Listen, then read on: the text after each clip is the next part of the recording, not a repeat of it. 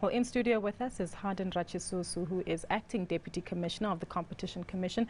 Now, this comes after the Commission approved the bid by Coricraft to purchase dialer bed with certain conditions. Good to have you with us today, Hardin. One of those conditions, though, was that there are few employees who might have lost their jobs on the back of this, given the fact that Ellerines, which did own dialer bed, is actually going through business rescue at the moment. And you've stepped in and said, hold on, those 18 people actually need to keep their jobs. How come?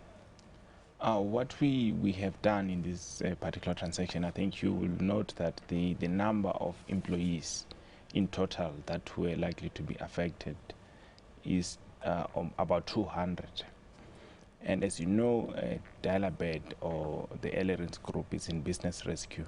The buyers have not been able to make a firm assessment of each and every store. So they've estimated that roughly 18 people might be affected from the stores they deem non-viable.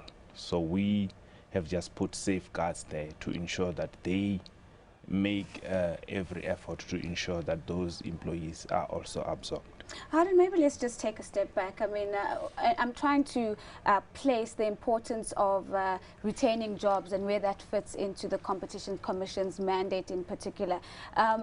At what point does the commercial impact of a particular transaction get superseded by the jobs that are likely to be lost if that transaction were to go through? Well, we are mandated to look at the public interest in each and every transaction. So there's always a balancing act. And in this particular instance, if you look at the numbers that are well likely to be affected and so forth, we accommodate the sort of commercial goals of the firms, you know, and you can see in the decision that eventually the authority has taken. In this particular case, the jobs that have to be protected here, how long is that based on a certain term that you've implemented against Coricraft, or you're looking at Coricraft maintaining these jobs in the long term? Well, in terms of the bulk of the jobs, they've indicated that their intention is really to grow the dialer bed business. So we do not see this transaction in any way having a material negative effect on employment, because you'll see around 180 employees or so are going to retain their jobs, and Coricraft will continue running a dialer bed as a going concern. Hardin, there are other sub-brands that are within the Ellerines stable. I'm thinking Town Talk, for instance, Sevels and the like, and potentially we could be seeing a similar process in terms of applications landing on your desk for these to be acquired. Again, is this sending a message to the potential employees who are working within these sub-brands that the Competition Commission is going to protect our jobs? How do you manage that perception? Well, I assume there would be expectations that because the Competition Commission has a public interest mandate, and one of those considerations is employment, so we would consider employment, the impact of employment on these transactions.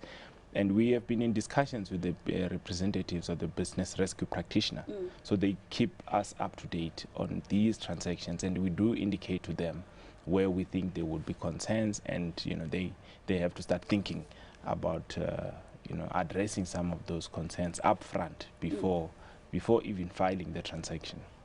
Given the tough labor environment that we have in South Africa, won't this come back to haunt us maybe, where these companies will take on labor that they actually can't manage?